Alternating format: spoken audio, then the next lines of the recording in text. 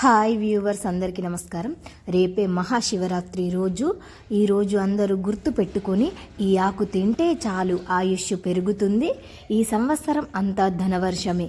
మహాశివరాత్రి అంటేనే ఆ పరమశివుడు భూమి మీదకి వచ్చే రోజు. లింగోద్భావన కాలంలో ఈ శంకరుడు జ్యోతి స్వరూపంగా వెలిగిన పరమ పవిత్రమైన సమయం. ఈ పవిత్రమైన రోజున మనం ఈ ఒక్క ఆకు, ఈ చిన్న ఆకును తింటే చాలు మన తలరాత మారిపోతుంది, మీ ఆయుష్ పెరుగుతుంది, ఒంట్లోని దరిద్రం మొత్తం పోతుంది. అంతేకాదు ఈ ఏడాది అంతా కూడా మీ ఇంట్లో ధనవర్షం కురుస్తుంది, వద్దన్నా ధనం వచ్చి పడుతుంది.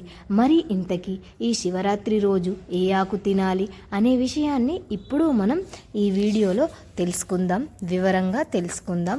అలాగే శివరాత్రి రోజు ఏ వస్తువులను అస్సలు కొని ఇంటికి తీసుకొని రాకూడదు, అలాగే ఈరోజు తీసుకోవాల్సి ఎటువంటి తప్పులు చేయకూడదు, అలాగే ఈ విషయాలు అన్నీ కూడా తెలుసుకుందాం. ఫ్రెండ్స్, వివరాల్లోనికి వెళ్ళే ముందు మీకు ఈ చిన్న విన్నపం, ఈ వీడియో మీకు ఎంతో పుణ్యాన్ని, ప్రయోజనాన్ని ఇస్తుంది కాబట్టి ఇప్పుడు ఈ వీడియోకి వెంటనే ఒక లైక్ చేయండి. అలాగే ఛానల్ని సబ్స్క్రైబ్ చేసుకొని వారు ఏమన్నా ఉంటే ఇప్పుడే సబ్స్క్రైబ్ చేసుకోండి. అలాగే ఆ బోలా శంకరుడి ఆయుస్ అందరికీ ఉంటుంది కాబట్టి ఓం నమ శివాయ అని కామెంట్ చేయండి, భక్తితో కామెంట్ చేయండి. ఇక ఈ రోజున దేవుడికి అనుగ్రహం కోసం భక్తులందరూ ఉపవాసాలు, జాగరణ ఇవన్నీ చేస్తూ ఉంటాం. శివనామ స్మరణతో నిష్టగా పూజిస్తూ ఉంటారు. శివ అంటేనే శుభప్రదం, మంగళకరం అని అర్థం. శివరాత్రి అంటే మంగళకరమైన రాత్రి అని అర్థం. రాత్రి అంటే జ్ఞానానికి, సంకేతానికి భావిస్తారు. అట్లాంటిది రాత్రి మంగళకరమైనదిగా ఎలా అవుతుందని చాలామందికి డౌట్ వస్తుంది. శివరాత్రి పర్వదినాన భక్తులు ఉపవాసము, జాగరణ చేయడం వెనుక అర్చన, అభిషేకం, శివనామ స్మరణతో చీకటి తెరలు తొలగిపోయి అంతా జ్ఞానం, వెలుగు ప్రసాదించమని పురాణాలు కూడా చెప్తూ ఉన్నాయి. అందుకే శివరాత్రిని మంగళకరమైన రాత్రి అని అంటారు. మహాశివరాత్రి అంటే పరమ పవిత్రమైనది కాబట్టి ఉపవాసం, జాగరణ సమయం. ఈరోజు మనం ఇంట్లోనికి కొన్ని వస్తువులను తీసుకురావద్దు. పొరపాటున ఇవన్నీ తెస్తే మీ ఇంట్లోకి దరిద్రం తాండవిస్తుంది. ముఖ్యంగా శివరాత్రి రోజున నూనెను అస్సలు కొనవద్దు. అలాగే ధనియాలు ఒక్కచోట వేసిన వస్తువు అంటే ఇనుప వస్తువులను ఇటువంటివి ఇంటికి తీసుకురాకండి. వీటితో పాటు చీపురు కొనడం కూడా ఈరోజు అస్సలు మంచిది కాదు. అలాగే చేదుగా ఉండే వస్తువులను కూడా ఈరోజు అస్సలు కొనకండి. ఇవన్నీ బతుకుతులకు సంకేతాలు కాబట్టి శివరాత్రి రోజున ఇటువంటి వస్తువులు కొనటం వల్ల లక్ష్మీదేవి ఆగ్రహానికి గురి అయ్యే అవకాశం ఉంటుంది. కాబట్టి ఈ విషయాలు చాలా జాగ్రత్తగా ఉండండి. ఇక ఈ వస్తువులు ముందుకొని తెచ్చుకోవాలి. ఇక శివరాత్రి రోజు మాత్రం అస్సలు కొనవద్దు. ఇక శివరాత్రి శివుడికి అత్యంత ప్రీతికరమైన పర్వదినం. ప్రత్యేకంగా ఈ సంవత్సరం మహాశివరాత్రి రోజు ఆడవారు ఎల్లో కలర్ లేదా గ్రీన్ కలర్ లేదా పింక్ కలర్లో ఈ మూడింటిలో ఏదో ఒక రంగులో ఉండే చీరను కట్టుకొని శివ ఆరాధన చేస్తే పార్వతీ పరమేశ్వరుల అనుగ్రహం కలుగుతుంది. మీకు ఉన్న కష్టాలన్నీ కూడా తొలగిపోతాయి. ఈశ్వరుడే ఐశ్వర్యాన్ని ఇస్తాడు. చీరలు, డ్రెస్సులు ఇంకా మీరు ఏది వేసుకుంటే అది ధరించండి. ఈ రంగులో ఉండేవి ధరించండి. ఆడవారు, ముఖ్యంగా పెళ్ళి అయిన ఆడవారు శివరాత్రి రోజున ఈ రంగులో ఉండే దుస్తువులను ధరిస్తే దీర్ఘ సుమంగళి యోగం కలుగుతుంది, భర్తకు మంచి జరుగుతుంది, శివుడి అనుగ్రహం లభిస్తుంది. ఆడవారనే కాదు, మగవారు, పిల్లలు, పెద్దలు, ముసలివారు అందరూ కూడా ఈరోజు ఈ రంగులో ఉండే దుస్తువులు ధరించడం వలన పరమశివుడి యొక్క అనుగ్రహం లభిస్తుంది. కనుక శివరాత్రి రోజు అందరూ కూడా చక్కగా ఉదయాన్నే నిద్రలేచి శుచిగా స్నానం చేసుకొని ఎల్లో లేదా గ్రీన్ లేదా పింక్ కలర్లో ఉండే దుస్తువులను ధరించండి. లేదా ఈ రంగులు కలయికలో ఉండే దుస్తువులను అయినా సరే ధరించినా కూడా మీకు మంచి జరుగుతుంది.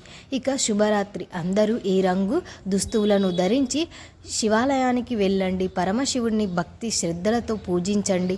మీకు అంతా మంచే జరుగుతుంది. కనుక శివరాత్రి రోజు అందరూ ఈ రంగు దుస్తువులను ధరించి శివ అనుగ్రహంతో సకల ఐశ్వర్యాలను పొందండి. జాగ్రత్తగా పాటించండి. ఇక ముఖ్యంగా శివుణ్ణి పూజించే సమయంలో తులసి ఆకులను సమర్పించవద్దు. ఈ ఒక్క పని చేయకండి. తులసి భర్త అపసుర జలేంద్రుడు శివుడి చేత చంపబడ్డాడు కాబట్టి తులసిని లింగంపై అర్పించవద్దు. అలాగే లింగంపై పసుపు సమర్పించడం సరైనది కాదు. పసుపు స్త్రీ వస్తువు. శివలింగాన్ని పురుషుడు మూలానికి చిహ్నంగా భావిస్తారు కాబట్టి అందుకే పసుపు శివుడికి సమర్పించవద్దు. లింగానికి నీటిని సమర్పించేటప్పుడు నల్ల నువ్వులను మాత్రం నీటిలో లేదా పాలల్లో కలపవద్దు. తెల్ల నువ్వులను శివుడికి సమర్పించవచ్చు. శివుడి పూజ సమయంలో కొబ్బరి నీళ్లు సమర్పించవచ్చు. అయితే శివలింగంపై కొబ్బరి నీళ్లను ఎప్పుడూ కూడా సమర్పించవద్దు. కొబ్బరికాయ లక్ష్మీదేవికి ప్రత్యేక అని నమ్ముతూ ఉంటారు. ఇది విష్ణువుకు సంబంధించినది. శివుడికి కొబ్బరికాయ నీళ్లు సమర్పించవద్దు. శివునికి సింధూరం లేదా కుంకుమతో ఎప్పుడూ పూజించవద్దు. ఇలా చేయడాన్ని శివపురాణం నిషేధించబడింది. కుంకుమను ఉద్దేశిస్తూ ఇక నమ్మవద్దు. అయితే శివుణ్ణి పిలుస్తూ ఉంటారు కాబట్టి శివలింగంపై కుంకుమ సమర్పించరు. పరమశివుడికి విభూది అంటే మహా ఇష్టం కాబట్టి విభూదిని సమర్పించవచ్చు. పురాణాల ప్రకారం తెల్లని పువ్వులు అంటే శివుడికి ఇష్టం ఉండదట. ఒకవేళ పెట్టాల్సి వస్తే మల్లె పువ్వులను శివుడి దగ్గర పెట్టమని చెప్పారు. కానీ సంపంగి పూలను సమర్పించకూడదట. ఒకవేళ ఈ పువ్వులు పెడితే శివుడు శపిస్తాడని అందుకే వాటిని పెట్టవద్దని పండితులు చెప్పారు. ఇక మొగలి పువ్వులు శివుడిని శపించబడ్డాయని అందుకే అవి పూజకు వినియోగించకూడదని శాస్త్రాలు చెప్తూ ఉన్నాయి. ఇక అలాగే శివలింగం చుట్టూ ప్రదక్షిణలు అస్సలు చేయకూడదు అంటున్నారు. శాస్త్రాల సగం వరకే తిరిగి మళ్ళీ వెనక్కి పోవాలి. దీని సారాంశం ఒకవేళ తెలియక పూర్తిగా తిరిగిన పూజ ఫలితం దక్కదని పురాణాలు చెప్తూ ఉన్నాయి. పరమశివుని పూజలో ఏ తప్పులు చేయకూడదు తెలుసుకున్నారు కదా. మీరు కూడా జాగ్రత్తగా పూజలు ఏర్పాటు చేసుకోండి. ఈ విధి విధానాన్ని చక్కగా పాటించండి. ఇక శివుని అనుగ్రహం పొందండి. ఇక పవిత్రమైన మరియు శక్తివంతమైన ఈ మహాశివరాత్రి రోజు ప్రత్యేకంగా మారేడు ఆకు మీద దీపం పెడితే చాలు, మీకు ఉండే కష్టాలు బాధలు అన్నీ తొలగిపోతాయి. శివుడి అనుగ్రహంతో ఐశ్వర్యాలు సిద్ధిస్తాయి. మీ ఇల్లంతా ఐశ్వర్యంతో నిండిపోతుందని పెద్దలు చెప్తూ ఉన్నారు. మరి మారేడు ఆకు మీద దీపం ఎలా వెలిగించుకోవాలి అంటే ముందు ఒక మంచి మారేడు ఆకును తీసుకోండి. దాని మీద అంటే 3 ఆకుల మీద 3 గంధం కుంకుమ బొట్లు పెట్టిన తర్వాత ఈ 3 మారేడు ఆకులను ఒక ప్లేట్లో కానీ తమలపాకు మీద కానీ పెట్టండి. ఆ తర్వాత మారేడు ఆకు మీద ప్రమిదను పెట్టి ఆవు నెయ్యి వేసి 5 ఒత్తులు వేసి దీపం వెలిగించండి. ఈ దీపాన్ని కూడా అగ్గిపుల్లతో వెలిగించవద్దు. ఏకహారతితో కానీ సాంబ్రాణితో పుల్లతో కానీ వెలిగించండి. ఆ తర్వాత ఈ దీపానికి బొట్లు పెట్టి ఒక పువ్వుని సమర్పించి నమస్కారం చేసుకోండి. ముఖ్య విషయం ఏమిటి అంటే ఈ దీపాన్ని రాత్రిపూట లింగోద్భవ కాలంలో వెలిగించుకోవాలి.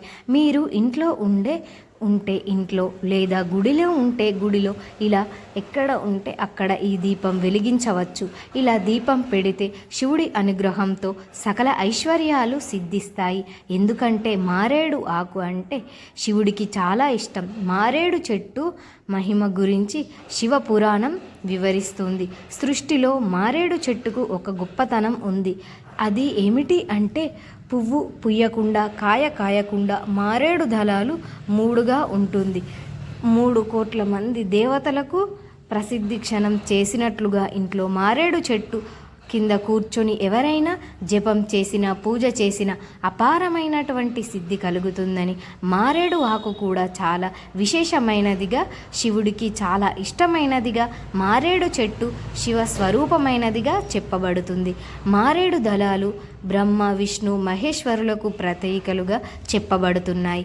అంతేకాకుండా ఈ 3 ఆకుల గల మారేడు దళాన్ని పరమశివుడికి 3 నేత్రాలుగా విశ్వసిస్తూ ఉంటాయి.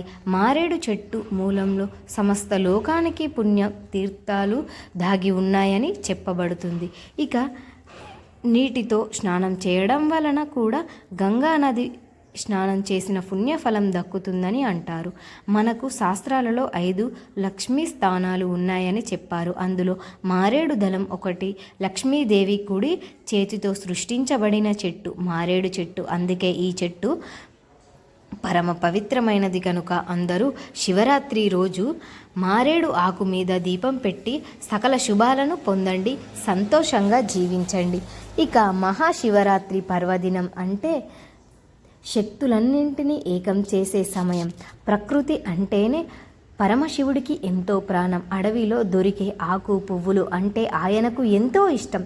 అందుకే ఇవన్నీ పవిత్ర ప్రియుడు అంటారు. సాధారణంగా ఆకు అంటేనే కేవలం మొక్క నుండి తీసుకునే అనుకుంటారు, కానీ ఒక బలం ఉంటుంది. శివశక్తి మనం శరీరంలోనికి రోగాలను నయం చేయడమే కాకుండా మన చుట్టూ ఉన్న జాతక దోషాలను కూడా తొలగించే శక్తి ఉంటుంది, దాగి కలిగి ఉంటుంది. అందుకే పూర్వకాలంలో ఋషులు మనకు ఆకులను ప్రసాదంగా స్వీకరించేవారు. శివుడి ఆరాధనలో ఆకుకు ఎంతో ప్రాధాన్యత ఉంది. ఈ శివరాత్రి రోజున ఒక ప్రత్యేకమైన ఆకును తినటం వల్ల మీకు ఏమన్నా దోషాలు ఉంటే అవి తొలగిపోతాయి, ఆరోగ్యం అద్భుతంగా మెరుగుపడుతుంది, అష్టైశ్వర్యాలు సిద్ధిస్తాయి అని మన పెద్దలు చెప్తూ ఉన్నారు. మరి ఇంతకీ ఏ ఆకు తినాలి? రేగి ఆకు. ఏ ఆకు తినాలి అంటే రేగి చెట్టు అంటే సాక్షాత్తు శివుడికి అత్యంత దైవశక్తులు కలిగి నిండిన రేగి ఆకు అపారమైన శక్తి ప్రసాదంగా స్వీకరిస్తే మనం శరీరంలోనికి ఉన్న నకారాత్మక శక్తులు అంతా బయటకు వెళ్ళిపోతుంది. జాతకంలో ఉండే దోషాలు తొలగిపోతాయి.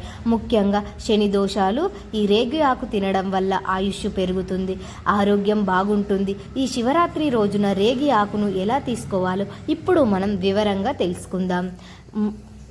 జాగ్రత్తగా వినండి. మీరు శివరాత్రి రోజున రేగి చెట్టు దగ్గరికి వెళ్ళి భక్తితో నమస్కారం చేసుకొని ఆ రేగి ఆకు చిన్నవిగా ఉంటాయి కదా, ఆ రేగి రెమ్మను 2-3 ఆకులను తీసుకోండి. శివుడి ఫోటో ముందు లేదా శివలింగం ముందు ఉంచి కనీసం ఒక 5-6 నిమిషాలతో పాటు ఉంచి ఆ ఆకు స్వామి పాదాల దగ్గర ఉండేలాగా ఉంచండి. ఇక పూజ ముగిసిన తర్వాత ఆకును ప్రసాదంగా కుటుంబం అందరూ కూడా కలిసి తినండి. ఆకును తినడానికి కొంచెం నచ్చకుంటే దాని మీద అది ఆరోగ్యానికి ఆత్మానికి చాలా మంచిది. ఒకవేళ మీకు ఆ ఆకు నేరుగా తినాలని అనిపించకపోతే దానిపై కొంచెం తేనెను కానీ పంచదార కానీ లేదా బెల్లం ముక్కను కానీ తీసుకొని తినవచ్చు. ఆ 2 ఆకులను కొంచెం తేనెతో లేదా బెల్లంతో కలిపి మొత్తం రుబ్బేసి పేస్ట్ లాగా చేసి చిన్న ముద్దలాగా చేసేసుకొని ఇంట్లో ఉన్న చిన్న పిల్లల నుంచి పెద్దల వరకు అందరికీ కూడా ఇవ్వండి. ఇలా శివయ్య ముందు పెట్టిన రేగి ఆకు ప్రసాదంగా తీసుకోవడం వల్ల మీకు ఉండే అన్ని రకాల కష్టాలు అన్నీ కూడా తొలగిపోతాయి. సమస్యలు ఏవున్నా అవన్నీ ఈ ఏడాదితో అంతా తొలగిపోతాయి.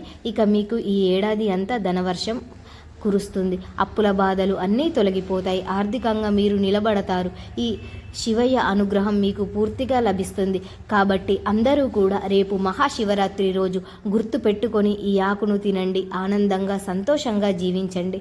మా వీడియో మీకు నచ్చితే లైక్ చేయండి, షేర్ చేయండి, అలాగే మా ఛానల్ని కూడా సబ్స్క్రైబ్ చేసుకోండి. మీ అందరికీ ధన్యవాదములు.